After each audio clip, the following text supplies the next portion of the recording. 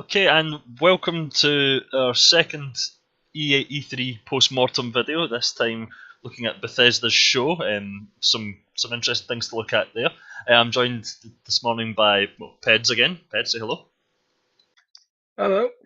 And we are joined this time by Trelliz. Trelliz, welcome. Hello, welcome. Great to have you here.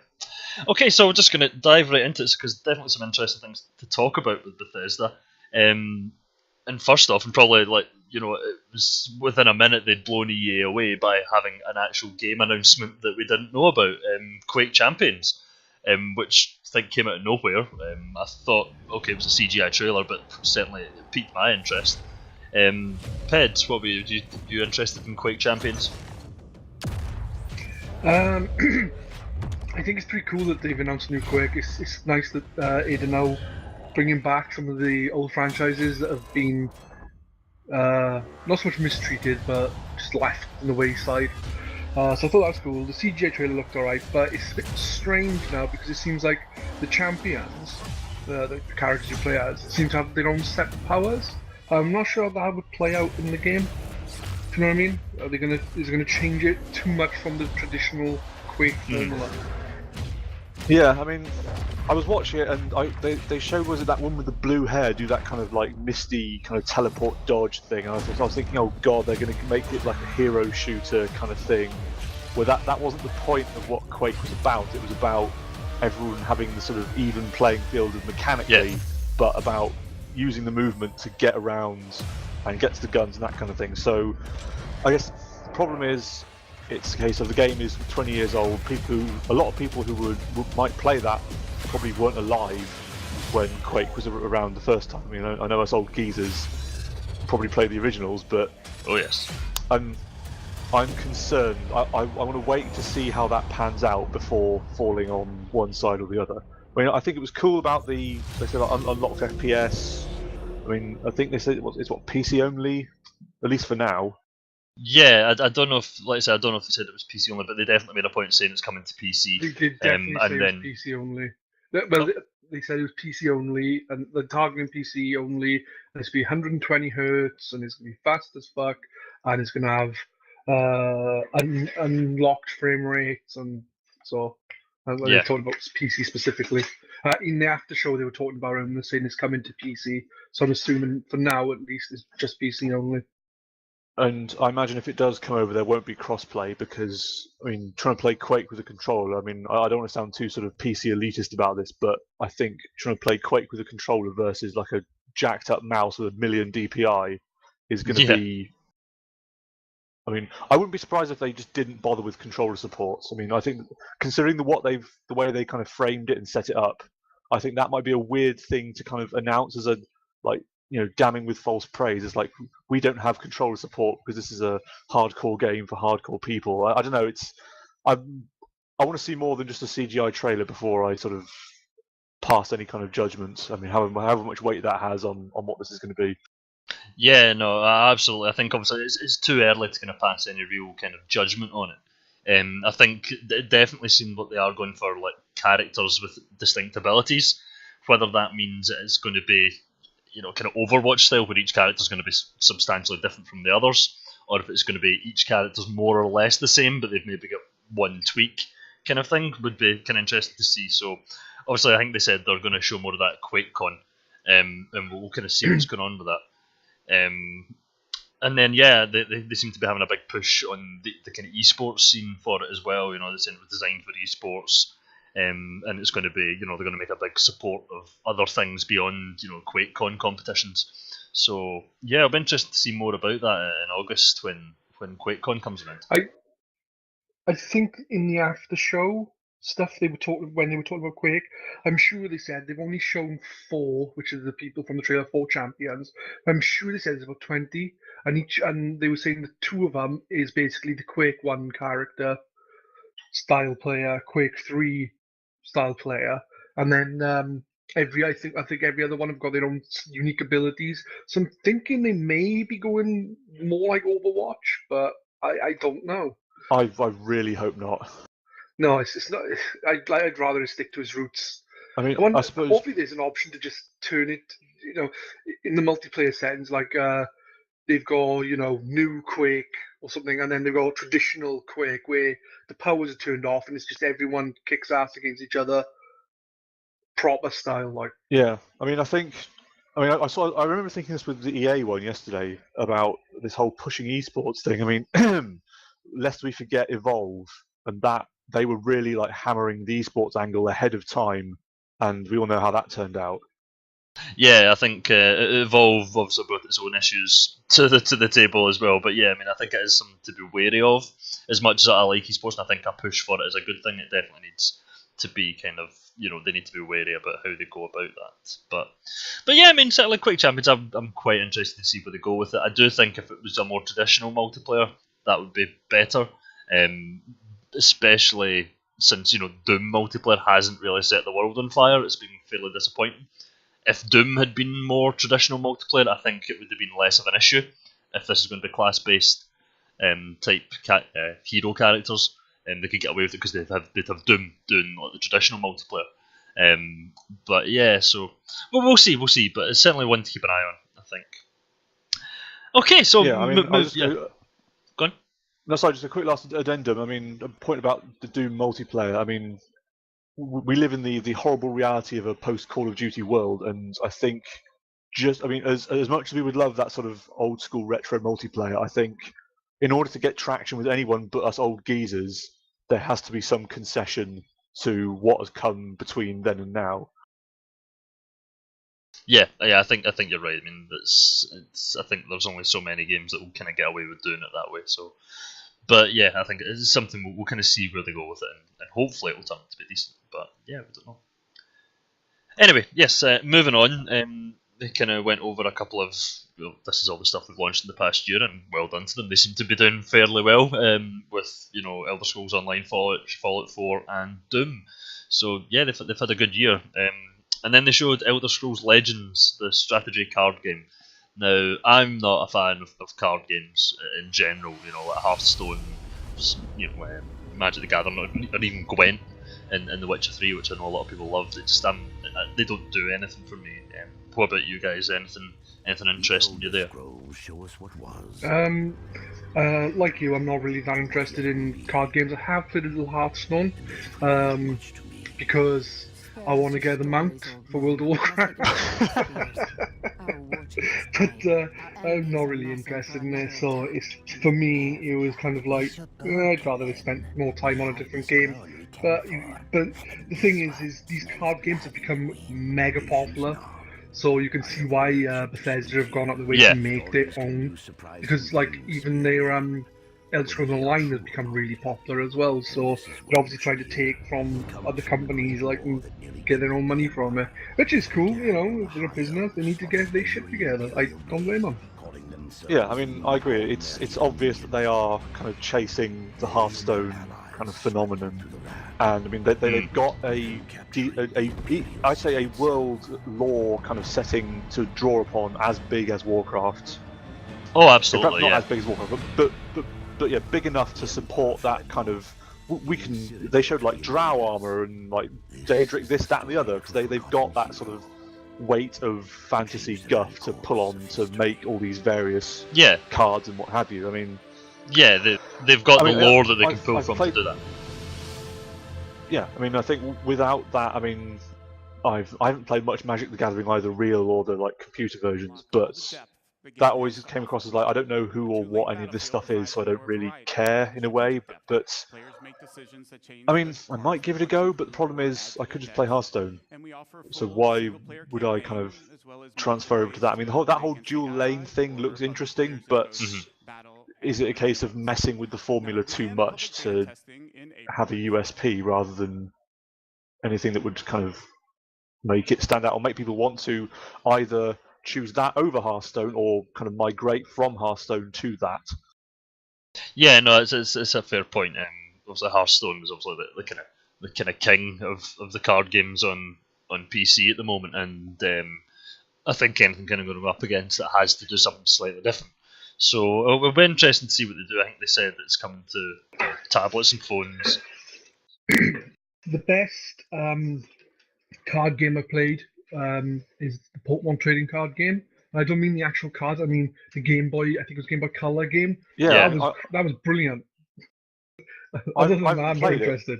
I haven't played it, but it gets a lot of kind of nostalgia and sort of. It's basically like going through Pokemon. Instead of catching Pokemon, you're getting cards, and you've got like basically gym leaders and stuff like that. So it's like a mix between Pokemon and the trading card game. It's really fun. As a quick sort of final aside on that, there's a mod for The Witcher that replaces every time you go into combat, you play a game of Gwent, and if you win, then they just die. That's pretty cool. I like that. Okay, so Elder Scrolls Legends card game. Good for you if you like that kind of thing. Meh out of 10. Yeah, meh out of 10 if you're not into card games, but if you're into card games, I'm sure it'll be decent. And then so they moved on to Fallout 4 DLC. Now I don't know about you guys, but I played a decent chunk of Fallout 4. Actually, one of those games I need to go back and finish. But certainly, I thought the stuff that they showed looked quite interesting. You know, the first two packs they showed were contraptions and vault tech, which basically the first one seems to let you make these fabulous, insane machines, like a Rube Goldberg machine almost, and the second one lets you build your own vault, which I thought was kind of cool. And then the last thing they showed was Nuka World theme park, which looks like it's infested with raiders, so that could be quite an interesting location to visit. What about you guys? Either of you play Fallout 4? I played a little of Fallout 4, and I thought the contraption thing was pretty pointless. I don't see myself getting any use out of it because I'm not exactly one of creative mind. So I think for me that would be pointless. The vault thing actually seemed pretty cool to build your own vault, and I'm sure they said in the after event thing that there'll be quest. There's actually a little bit of quest and storage to it. So that's always good. And the new Cola is going to be the final big proper DLC. So that looks cool. The amusement park, the Nuka Cola from before the war. Taken over by raiders and stuff. Yeah, I think that's going to be interesting. At this point, I reveal how unsuitable I am for this podcast because I've not played Fallout 4. Wow. However, I played. Yeah, on that bombshell, good night. I played Fallout 3 and some of the DLC. Played, I think, about a third of New Vegas, but then I just got to that point where I was like, I've had my saturation of that sort of post-nuclear Americana setting. I didn't dislike it, but I just thought I've reached my limit on this. And I mean, I'm sure there's something we'll come back to when talking about some other stuff in this conference, but I tend to find these kind of games, they are very broad, but it doesn't. If you poke beneath the surface, it doesn't take much for the kind of the veil of depth and world building to kind of it's almost not fall apart, but you can. Yeah, so it's almost like it doesn't take much for to pull back the curtain and reveal the wizards pulling the levers behind it. Yeah, I mean, video games are ultimately a attempt to suspend your disbelief that these kind of digital puppets you see walking around are in any way real people. And I think with Elder Scrolls, with Fallout, it doesn't take a lot for that to break. Case in point, I mean, one of the most useful mods I found for Skyrim was that it made your followers have no weight, so they couldn't set off traps because they just blindly blunder into every pit, death button, spike wall, or anything that. So in that sense, it felt like you were kind of. This was either some weird kind of like Westworld type theme park, or you were the only intelligent person in this world full of complete idiots. But I mean, I thought the DLC was interesting. I mean, the first one reminded me of the old game, The Incredible Machine. It's basically a 3D version of that. And building vaults, same kind of thing. I think it's. I mean, from what I've seen of Fallout 4, from the kind of videos, commentary, and what have you, it's kind of, on the one hand, you've got the kind of overarching story, narrative, whatever, but then it's kind of, because of, I guess, the new hardware and the kind of engine updates and the building stuff, it's become this. On the other hand, it's this giant piss about sandbox. And I think absolutely. You also have to factor in. I mean, when did Fallout 3 came out? 2010, 11? Yeah, 2009 or 2010, I think it came out. I mean, so you factor in what has happened in gaming since then. I mean, I imagine a lot of this stuff is, I don't want to call it YouTube fodder, but part of the appeal is, you make these robots and stuff, and what do? You show them off to the people. Same with these, what I think this kind of contraption stuff and the building vaults. It's not built on that, but that is I think a factor into extending the lifespan of the game. If that makes sense. Yeah, no, absolutely. I think that's definitely something to take into account when they're making these games now. It's like, what are people going to like? What are people going to like to show off? Especially the whole building aspect of Fallout 4 is. I mean, within a day of the game being released, you had videos out there of people in these insane things that they'd built, these insane settlements that they created. And I think stuff like that is definitely, something developers are making a point of putting in now. Which I quite welcome, because some of it is quite cool, what you can do with it. And certainly, I mean, the DLC for this, I think, looks quite interesting. It's something that I think, I'm always happy to see more of in the game.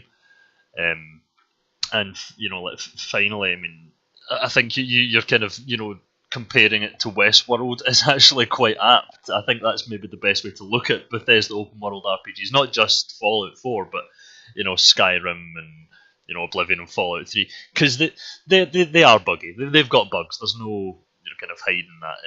But I think it's almost part of the charm now. It's going to be a bit shonky in places, but it's almost kind of playing with that and just almost accepting it and having fun with it.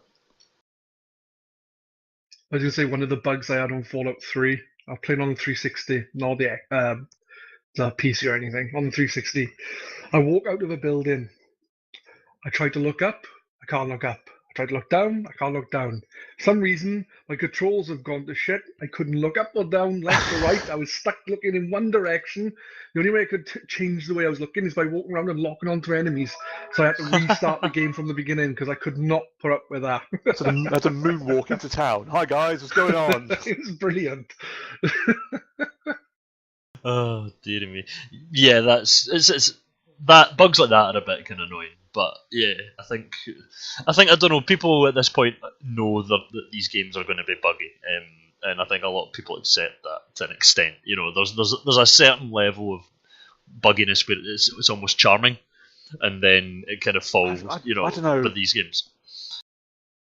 I disagree. I think Fallout gets a pretty significant free pass. I mean, on like a sort of, it's okay when Nintendo does it level free pass. I mean, other games that From software free pass. Well, exactly. But other games would get absolutely murdered critically for some of the bugs. I mean, I saw some video where a guy had to build this sort of mountain of stuff to get to a quest giver who was on a roof and was otherwise inaccessible. Yeah, I mean, okay, I've fair enough. Experience. Yeah, I think it gets. On the other hand, these games are massive. You can't possibly. If you were to QA this, absolutely, you'd be there for decades. Yeah, the game would never come out. So I think it's. I mean, Jeff Gerstmann at Giant Bomb was criticised by. He was quite harsh on those aspects, but then was it Rooster Teeth?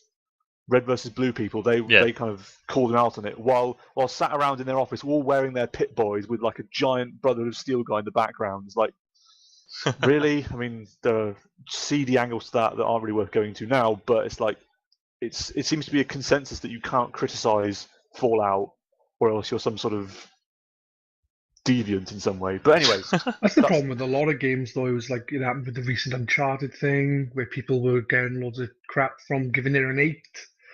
It happens with a lot of games. Dark Souls gets away with murder, and there's plenty of games. But it's unfortunately the internet as a whole, isn't it? A lot of people overreact to a lot of things, unfortunately, and some people don't care enough.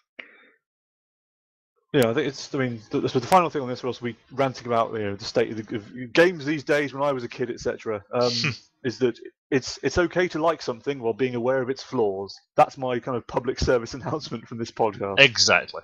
Forgiveness for flaws is what we need more of. Okay, moving on. After that bit of a long rant on Fallout, very briefly, they showed Skyrim Special Edition, which surprised exactly no one. I think that's going to be October 28th. Guys, interject quickly before that. They also showed a Fallout Shelter coming to PC, which might be a deal for some people. Might not. Yes, they did actually. Yes, I forgot about that. There's also there's quests come into here and stuff like that. Fallout Shelter, that is. So yeah, that'll be good for folk who like Fallout Shelter, and maybe those who just haven't bothered playing it on their phones or whatever can try it on their PC. So yeah, that's good. And then like we said, Skyrim Special Edition coming October 28th, and you can use console mods in it, so that could be interesting. We've been working on it. Yeah, I mean, Fallout 4 has had some controversy. I say controversy. This is the internet games journalism controversy, so it's not going to be on BBC. But about people basically taking Fallout 4 mods on PC and just uploading them to Xbox and not giving credit. So I mean, so that needs that's kind of the elephant in the room that needs to be kind of attended to.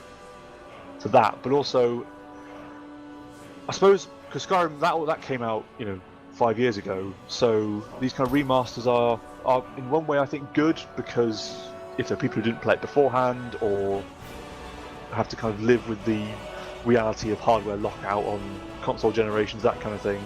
But I don't know, to me this seems like a I don't want to say stopgap, but a stopgap.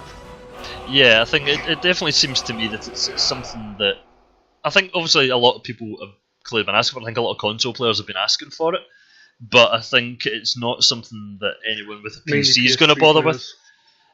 Nobody with a PC is going to bother with it, because if you want it to look really fancy and wonderful, all the mods that do that have been out for years now, and it looks stunning with a few mods installed. I think some PC players might be interested, not because of anything other than what they said at the end after the conference in the after show. They were saying that if you've got Skyrim and all the DLC, and that's on PC, you get the special edition or whatever they're calling it for free. It's pretty good, I suppose. That is good, but it's different from a PC player going out and buying it, though. It's saying they've given it to people who've already got the game. Yeah, I know, but it's. I think it'd be played quite a bit. I reckon by some. I don't think it'll be massively popular, as people have already played the shit out of it. But you never know. I don't know. Skyrim. I mean, I was thinking about this sort of during the conference and a bit beforehand. That I mean, you compare the popularity of Skyrim and Oblivion. I mean, Oblivion really did not hit as hard as Skyrim did. I mean, I don't know what sort of socio-cultural factors led to it being so popular. I mean, but Skyrim was huge. I mean, you have people who had no idea that there were like 4 and or however many other Elder Scrolls games beforehand, kind of playing it and becoming like hooked on it. Yeah, absolutely. I think Oblivion was a big deal at the time as well, because it came out. It was one of the first titles out in the 360. It really, I think, pushed this kind of game out onto console, especially at the start of that generation. It was the first game to do the DLC with its horse armor. So I mean, that's the thing about Oblivion was pretty big at the time, and then Skyrim came out, and I think because Skyrim did so well, it makes Oblivion look a little bit less successful by comparison.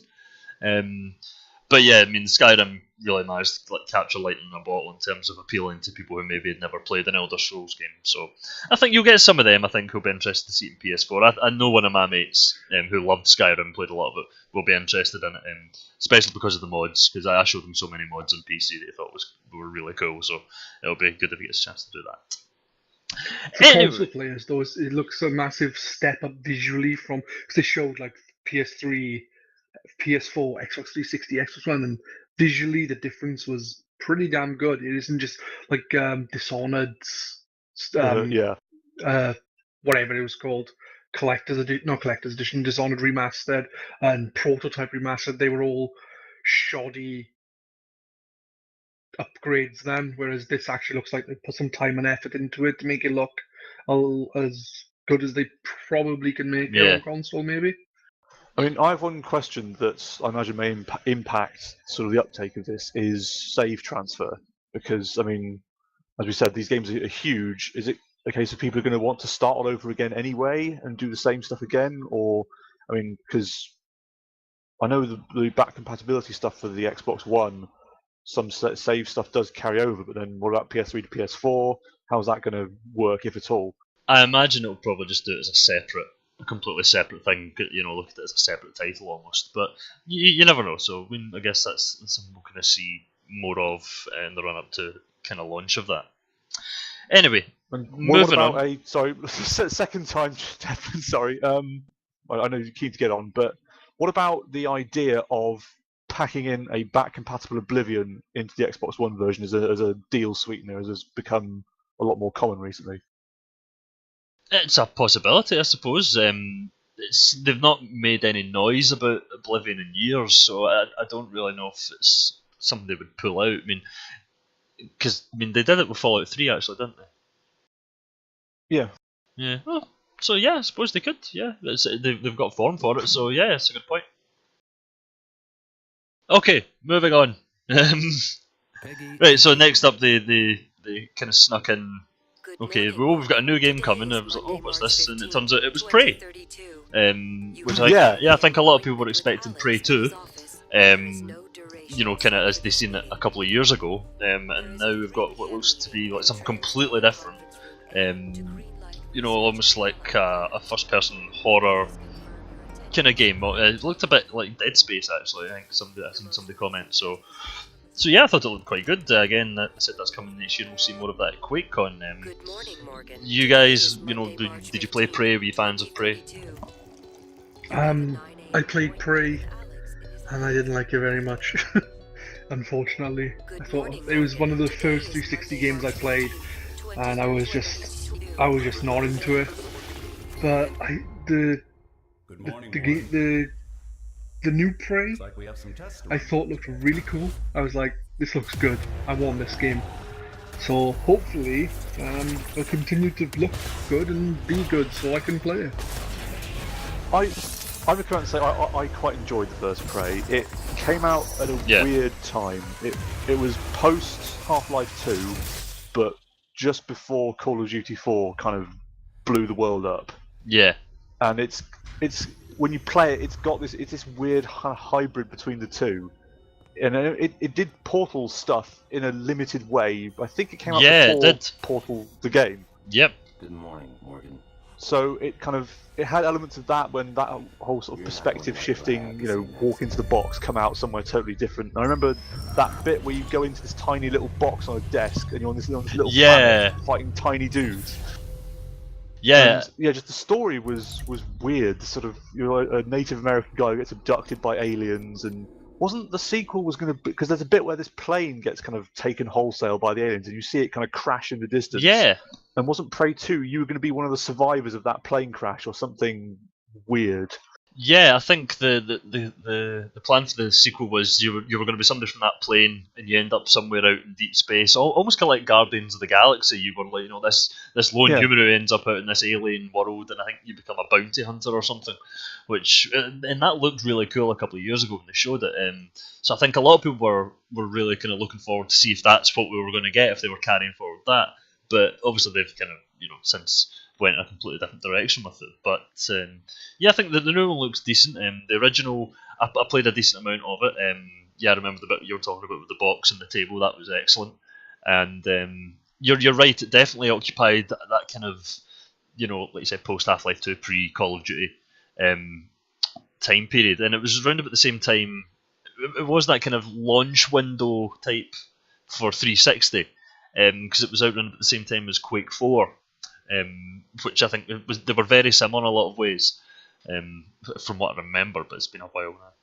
But yeah, so certainly Prey looked interesting. I'm looking forward to seeing some actual gameplay for that and seeing what it's going to be like. Yeah, I mean, that trailer looked interesting, but I mean, like with Quake Champions Warriors, whatever it's called, it's not a lot to go on yet. I mean, it's sort of almost a kind of like, I see these kind of CG trailers as like the kind of back of the DVD box kind of description. It's kind of enough to get you interested, but we need some actual more solid details. I mean, I think they're kind of, well, to me it looks like they're chasing that sort of Alien Isolation kind of like mechanically in a way. Yeah, possibly. But I mean, at this point we just don't know. So I mean, I'm curious, but I was watching it thinking, so what? Oh, this game was kind of cool. What's this? Oh wait, this is Prey. What? No, how? It's like it's a game wearing like the skin of a different game. So I was quite. So yeah, keep an eye on that. I suppose One to watch. One to watch. One of my main, yeah, one of my main sort of criticisms of this conference was that, I mean, with the Quake thing, is there were quite a few sort of announcements that, I don't know. I'm like, yeah, okay, you've done this, but why not either save it for QuakeCon or go more kind of guns blazing now? I think it's maybe, in the words of Danny Glover from Lethal Weapon, I'm getting too old for this shit. Yeah, I mean, I didn't really think that. I mean, it's not a conference if they don't announce something, and even if that is just here's something we're working on, here's a quick trailer to show what it is. We'll have more to show going forward. I think if their conference was entirely stuff like that, or here's stuff that's coming out next year, and there was nothing else, no other gameplay footage or behind the scenes footage. Basically, if they'd done EA's conference and this, it would have been disappointing. But I think they had a nice mix of stuff. So when they did come out with stuff like Quake Champions and Prey, where it was just here's a CGI trailer, that was fine. I was like, okay, that's cool. It's nice to see these things coming at least. So I mean, that didn't bother me at all. But it'll be good to see. I'll concede that. Cool. Okay, moving on from Prey, they went on to Doom and some of their DLC plans for that. So a couple of interesting things there, nothing mind-blowing. Basically there's going to be like free snap map updates, free multiplayer updates, and then they showed the first DLC pack, which is Unto the Evil, which is going to be a premium multiplayer DLC pack, which, will anybody buy it? Nope. No, Doom multiplayer in the new Doom is not what I want from Doom multiplayer, so I will not be carrying that. It's good that they're doing like free updates for it though, for the multiplayer, for the people who do enjoy it. That's cool, because there's a couple of game modes coming for free, isn't there? I think so, yeah. Literally two. There's like one CTF kind of game mode and another one. Also, it was pretty cool. They were saying about the snap map stuff. Yeah, is going to be like a lot more. Like you can have hell rooms and stuff like that. Yeah, well, basically, yeah. I played snap map with you quite a few times, and I must say it's really fun. Especially when we were playing it was only me and you. We were basically playing deathmatch, and it was like, this is Quake Deathmatch. Why is this not a multiplayer? Yeah, it felt closer to actual Doom or Quake multiplayer than the multiplayer mode did. It was bizarre. So that was cool. And yeah, like you said, the snap map updates, things like that. You're going to get the Hell tile set, which is something I was kind of, from the very get-go, I was like, okay, this is, snap map's really cool. Where's the Hellscapes? I want to build Hell levels, because it was all kind of interior base stuff you could do, which was cool, but you kind of wanted a bit of variety in the location, so it's good that they're doing this. And I think the only other thing I managed to note down was that they'll let you use the weapon wheel as well, which is kind of cool. Yeah. Also, they mentioned about I found it kind of trite that they mentioned that the releasing of a limited Doom demo is shareware. I mean, it's yeah.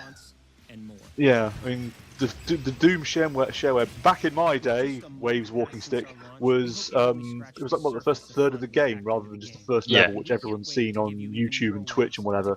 I mean, I thought the DLC was interesting, but I don't know. I mean, on the one hand, yeah, it's cool. Free DLC for your game is great. Bethesda are pretty good at that kind of thing, but then selling map packs as DLC is just really counterproductive to having a cohesive community. And we saw this with Battlefield, with Call of Duty. It then creates the have and have-nots, which then means that I imagine the few number of people who are playing this are going to be, subdivided even further into those who buy this versus those who don't. Halo 5 seems to have got that aspect right. Cosmetic stuff you pay for, great, but then you get multiplayer maps and stuff for free. Yeah, I mean, I was thinking that they almost released the DLC the wrong way around. Did sell the stat map stuff, because then people can buy more cosmetic stuff to put in their levels, like can't think of a game now that does that kind of thing. But yeah, there are games where you can buy cosmetic crap to make more stuff with, like like a sort of pseudo housing system, and then have the multiplayer maps free. Perhaps have the caveat that anyone can play snap map stuff, but they don't have to have the DLC to play it, but you have to have the DLC to make it. That would be, I think, a better way of doing it. But then I'm not the head of a multinational games company.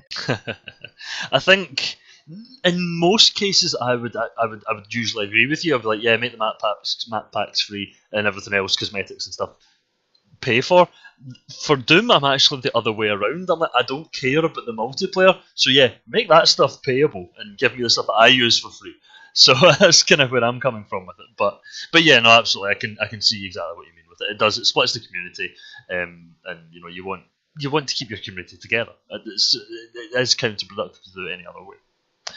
Okay, so moving on next, Elder Scrolls Online updates. Do either of you play Elder Scrolls Online? I don't. I'm not interested in it, but I kind of am. I like MMOs, like WoW, for example. So I'm tempted to like grab it and give it a try for a bit and see what I think about it. But I'm not that interested at the same time, because it's like another MMO. Do I really want to put more time into another one? Yeah. Can you understand what I'm saying? But when they were like, ooh, Dark Brotherhood story mode, is like, ooh, because the Dark Brotherhood stuff in Oblivion was awesome. I mean, I played it for a while. I mean, I think just when they announced it was going like buy to play, the like costs for buying the keys for it had just like bottomed out. So I grabbed a couple, and me and my girlfriend kind of basically played it as like a co-op Elder Scrolls game rather than like an MMO. We played it for a while, then just kind of again just sort of petered out. It was like we're kind of like done with this really. It's good. I mean, I'm glad that they've kind of turned it around from the. It certainly seemed when it came out there was a lot of hubris around them. The idea they can make this kind of subscription MMO work in a sort of economic reality where that just wasn't the case. I mean, the Old Republic flipped free to play, and that seems to be doing great guns for EA, and this has kind of done the same kind of thing. I mean, carrying on the theme from the last topic of keeping people together, that one Tamriel update seems like a stealth server merge. In that it's kind of not. I don't know. I mean, I don't know. I don't have player metrics for this, but it's a case of that faction system. They really kind of like stuck to their guns on that when there was criticisms about this sort of arbitrary dividing of the races into 3 groups or whatever. They were, oh no, it's the faction warfare and blah blah blah blah. But now that seems to be kind of not important anymore. It's more about getting what. Okay, this is being overly critical about what population is left to do anything together rather than keeping them sort of segregated. Yeah, could be, but yeah. So I mean, yeah, that sounded interesting at least. So we'll see what that actually involves. And yeah, Dark Brotherhood DLC, I think they said is coming to consoles this week, so that'll be good for them. Oh, and they're launching it in Japan, so there we go. That's of interest to Japanese people, I suppose. I mean, Pedz. Definitely pick it up, give it a go. If you can get someone to play it with, then it plays. It is mostly an Elder Scrolls game, but it has that kind of MMO trapping underneath. But yeah, get it. Play it in co-op. It's Elder Scrolls multiplayer. Okay, I'll definitely have a look into it if you recommend it. It's pretty cheap now. I think you can get like keys for it on various digital like outlets for not that much either. I mean, depending if you get it on console or PC, but I think it's fairly cheap, and it's like buy to play, so no monthly fees or whatever. It's got all the cash shop gouging, but you can kind of ignore most of that. Yeah, cool. Which brings us on to just a very small thing: Bethesda's VR push with Doom and Fallout 4. Weren't expecting that. And Blink-182, lol. Now, the first time anyone yes, and Blink-182 closed at their conference. But yeah, so I mean, obviously, I'm very interested in VR just to kind of see where it goes. While I might not have the system that can actually handle it at the moment, it would be, certainly one of the things that I really want from it is proper full games in it.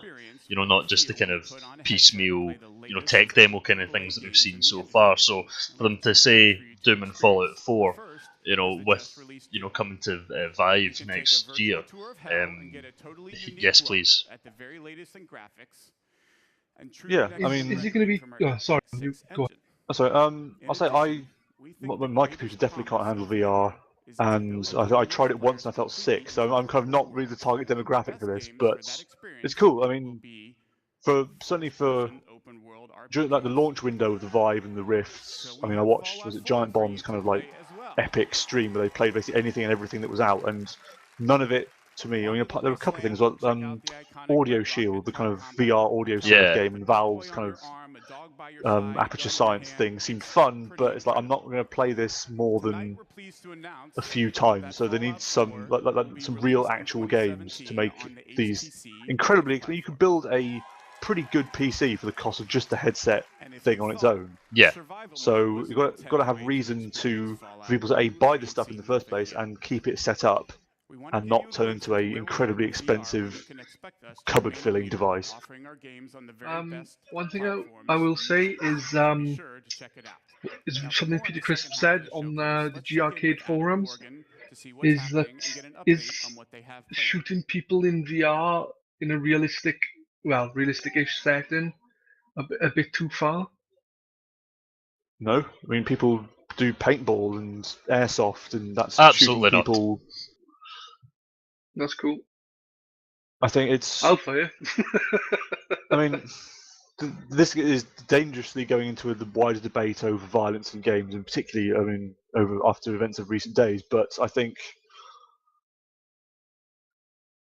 that's. What do I think? I'll get back to you on that another time. Yeah, no, and I think that's a debate that I can see coming down the line at some point. If this stuff takes off and becomes more and more popular, then yes, I think that there's going to have to be some kind of conversation had about how they're going to go ahead with this, because as things start getting more and more realistic to the point where you are actually having to aim a gun properly, that's when things start maybe getting a bit more like, well, you are actually physically training someone to shoot an assault rifle or whatever. So that's going to be something coming down the line. But like I said, that's not really getting to do with Doom or Fallout 4, so we're going to move on. I think to what for me was certainly the highlight of this Bethesda's conference, which was Dishonored 2. Now I was a massive fan of Dishonored. It was almost even I kind of followed it through its development right through to launch, and it didn't disappoint at all. So I am very much looking forward to Dishonored 2. Pedz, Trelliz, did you play the original? What do you think? Are you looking forward to the new? I played Dishonored for a bit, but I had glitches happening on me where one of the missions you have to save someone and then hide him in a bin or something, and it didn't it counted as he died or something, and I was like, that didn't happen. I saved the guy's life, and then I stopped playing it. So I then got it now on the PC, and I'm going to play through it again. Mainly because I was watching the Dishonored 2 stuff thinking, I'm really missing out on Dishonored. I need to go play it because this looks awesome, and it's really showing me some awesome gameplay. And I was like, damn, I need to crack on with the first one and go back to it and enjoy it. I mean, I suppose we're kind of me and Pedz are vaguely similar. I started playing it, and I don't know if this happened to either of you two, but when you start playing a game and you think, yes, this is a good game, but I'm not in the right kind of mindset for it, or this isn't what I want to do right now. So rather than suffering through it and then not liking it, I kind of parked it, and it's remained unfortunately parked ever since. But after seeing 2, I'm tempted to kind of line that one up on the sort of on the starting block to give it a go. Yeah, well, yeah, I definitely think you guys missed out, because I absolutely loved Dishonored. I think it fit quite nicely into that kind of subgenre of first-person games, the kind of like Deus Ex, kind of slightly sandboxy, explore 'em up games where you've got a goal, but you've got a bit of freedom in how you go about getting there and doing the goal. So that I love games like that. So that's kind of what drew me to Dishonored in the first place. So And then it had a decent story. I loved the aesthetic of it. It looked really nice. Yeah, I mean, Yeah. you can definitely tell the kind of because didn't some of the Half-Life 2 guys work on it? You can definitely see some of there are sort of elements of City 17 that kind of come through, like the police walkers and the billboards and stuff. Yeah, the guy that designed City 17 was like the visual designer on Dishonored 2. I can't remember. I think it was Antole or something or other. I can't remember. But yeah, so he did a lot of the design for the police walkers and stuff like that. And I think it looks gorgeous. It's really well designed, and I think that might be one of the things I like. But it does kind of remind me of Half-Life 2 just because of that, and it worked really nicely. But certainly, in this one, I like it. The setting is nice. Yeah, this one obviously they're moving out of the city of Dunwall to Karnaca, I think they said it was called, which I like. It's got almost like a Victorian colonial look to it. Like you can picture like the pith helmets and almost like India slightly, or Africa, so that'd be quite interesting. A new engine, and you've got two playable characters. Yeah, you've got two characters. You've got Corvo and Emily, both who have differing movesets. So, potentially play through it 2 different ways. One thing I really liked was it was the second gameplay thing they showed. It was like the first one was showing basically how getting through one area to kill a specific guy, which I thought the mind link, the thing that Emily uses, was really cool. For a start, that was good. You attack one and it affects them all. That was cool. But another thing I thought was really cool is the second one. You had like this watch, and you could like see into the past with it and the future with it of the building. And you could travel between the times. I thought, this is fucking cool. I want this game. I just hope that mechanic isn't like just used for that particular area, because that would be a shame. Yeah. Yeah, I think you don't want it overused either. Yeah, I think it's going to be something. With it. I think it's going to be something that they'll do it in set places. So you'll have maybe two, maybe 3 levels in the game where you have that mechanic. And I think the only reason they're not going to do it everywhere is because they would have to design every area twice. You'd need a past version and a future version, or a present version. Sorry. Well, they did say that they designed the world with the kind of history of the place in mind. They say, like, what was this place like 10, 20 years ago before you arrived? That is true, they did say that, didn't they? Yeah, and they were saying like there's all like tide marks and stuff on walls where there's been floods, and there's all tatty paper and stuff on walls from previous shops and things like that, which is pretty damn cool. You think about it, they've really gone and thought, put a good bit of thought process into coming up with a nice semi-believable world, where things have happened before you've got there, like. Yeah. Also, I'm glad that. Sorry, I'm glad that. Certainly, looking at Dishonored 2, we definitely seem to have moved out of the kind of, into the kind of post-brown shooter territory. Like, there's lots of sun and bright sky, and look at games like that, like Overwatch. We could look at Battleborn if we want to, but it's nice to see first-person games aren't quite so dreary as they certainly were 5 years ago. Yeah, I think it's good that we are seeing a lot more kind of bright, colourful kind of first-person games, especially when you look at things like Overwatch, Battleborn, and well, Dishonored, definitely has a very good visual style to it. So it's definitely, I'm glad to see it, and it's something that I think we should be seeing more of. The first Dishonored had more like a steampunky kind of vibe to the first game, didn't it? Which doesn't seem to be there as much in the second, if I'm remembering the game correctly. Yeah, it was very steampunk, the first one, which I really liked. It worked really well for it. And I think if you look at the new one, it is different. They've got solar power and stuff, but it still seems to have the steampunk. They still use the whale oil as fuel, but they've got solar power as well. So there are definitely some things that are different. But yeah, it's I think they've definitely kept the steampunk vibe. One thing I noticed at the end that I need to kind of double check is there's a release date, the 11th of November. Isn't that almost banging on date with Call of Duty? I'm not sure. I'm not sure when Call of Duty is, but out of the two, I know which one I would buy. And it's not Call of Duty. No. Yeah. I think the last one I bought was Modern Warfare 2. I've somehow ended up with all of them and haven't played most of them. I don't quite know how that happened. Steam sales, man, they get you. Yeah, they kind of worm their way into your collection somehow. Which, yeah, but we all end up playing them, and they're not terrible games. But I've got a couple more notes from Dishonored 2. They showed the collector's edition, which I don't really care about that. I mean, do you two care about the gubbins that come with it? No. And also, It's pretty cool the mask is like proper face size though. You could wear it like. And also, if you pre-order it, you get the first game free or something, I think. Yeah, you get the definitive edition free. Which If you is pre-order it on any platform. Which is good, I suppose. I mean, yeah, it's a good idea for if people have never played the first one or are quite interested in it, obviously. But I think you have a lot of people like myself who've already got the original. But it's definitely something that, you know, it's a good idea. And I think there's a lot more of it happening these days, you know, we're giving up the previous game.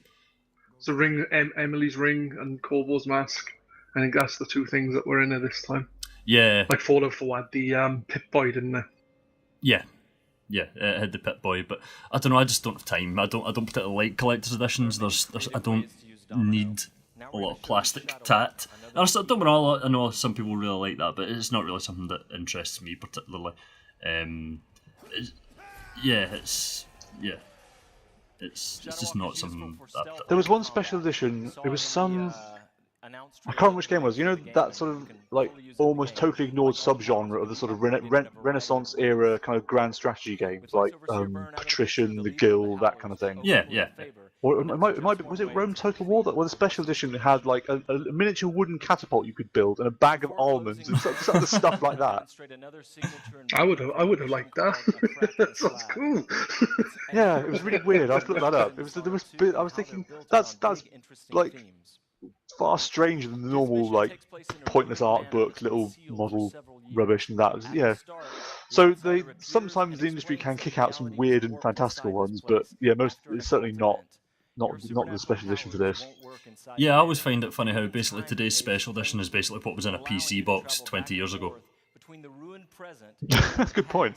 When the manor was lavish and refined. But yeah, I think that might be round about us. So yeah, I mean, just guys, what do you think? Impressions? What did you like? What didn't you like?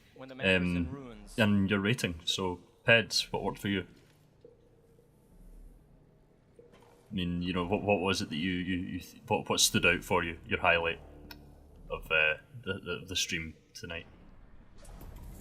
Now we've moved backwards, years into the past, when the manor was still inhabited and guarded. My highlight was probably, even though I wasn't going in expecting to be interested in it that much, was Dishonored 2. I come out with it thinking I really need to play the first game, because going into it I was thinking, I don't care about Dishonored 2, I haven't finished the first one, but coming out of it I'm like, damn, I'm missing out on this game. I need to play it so I can play the next one because they look fantastic. And I'm gonna damn well do it. But overall, I would say it was a good conference. I'd give it like an 8 out of 10. There was some CGI trailers in it, but it was also gameplay in there. Compared to the EA one, well, it just shat all over. Really. I mean, shat all over EA. The Bethesda conference is the best EA conference so far. E3 conference so far, rather. We hope you're gonna love the game as much as we do. But no, oh yeah, I think Thank you. I wasn't really going into this expecting anything to kind of like blow my socks off. I think Dishonored 2 was the most impressive, and also I'm glad that Elder Scrolls Online is still alive and kicking, and they're doing stuff for that. Yeah, I think that's mainly it. Dishonored 2 was the most impressive, although I think there were some things that were heavily rumoured that didn't turn up. You know, Evil Within, Wolfenstein. yeah, I think that was it really. Yeah, Evil Within 2, Wolfenstein, whatever. But in a way, I'm glad because I mean, as has been discussed on some threads on GRcade, particularly talking about like Mad Max and stuff like that. About, I mean, I've been quite a big proponent of games not needing sequels if there's no reason for it, and I think Wolfenstein New Order was definitely a game that did not need, or does not need, a sequel or I mean, Yeah. The Old Blood was a prequel, I think, wasn't it? Yeah. Yeah. I mean, I didn't really get on with that, but I think certainly the end of New Order, I'm not going to say what it is, even though it's been out for years, it's still spoilers and what have you, but that's a game that doesn't need a sequel or more embellishment in a prequel. It comes along, does its piece, and at the end it's done. It doesn't need kind of dragging out anymore, or in a way that wouldn't either make it worth it doing. Yeah, I mean, I know exactly what you mean, but at the same time, you know, it would be nice to have another Wolfenstein game, but if we don't get one, I'm not that bothered. I think Wolfenstein's the kind of series where they can quite easily, you know, bring it back every 3 or 4 years and go, okay, well, here's a new Wolfenstein game. It's not something we need to get, you know, over and over again. So, you know, if they'd shown it, I would have been like, brilliant new Wolfenstein, but the fact that they haven't, I'm not particularly disappointed because, you know, there was plenty to show. So it's definitely something that I think we'll see more of in the future. I mean, Wolfenstein will be back. Of course it will be back. It was a fantastic series. It's a legendary series. It's not going anywhere. What's your... But yeah. So yeah, I mean, it's like I said, I mean, I think for me the whole conference was good. I really liked Dishonored. What did they start off with again? That's going to annoy the hell out of me now. Yeah, but when they started sort of Quake, I think it'll be interesting to see what they do with it. You know, whether there's room for this type of multiplayer. You know, it'll be kind of interesting to see, especially because when people want classic Quake, so it'll be good to see what they do with it. But yeah, so it's, I think, good conference. I think maybe an 8 out of 10 from me. You know, it would have been nice to see a bit more gameplay, but I think what they showed plenty of Dishonored 2, and that's, for me, that was the big draw for the event, was to see what they were doing with that. And yeah, you know, Skyrim, you know, special edition, great if you've not played Skyrim or you don't have a PC version. Very excited about. What was cool is while they were talking about Dishonored 2, there was a lot of footage behind there and things like that. They had gameplay footage and trailer and stuff like that. Whereas in yesterday's conference with EA, when they were talking about, like, I don't know, say football, or Madden, they were talking about it for like 20 minutes. No footage, just a guy standing on the stage going, yeah, we like football. You should like it too. Saying words like, you know, immersive, amazing, unprecedented, and other vacuous buzzwords. I think that should basically be the tagline for their conference: EA vacuous buzzwords.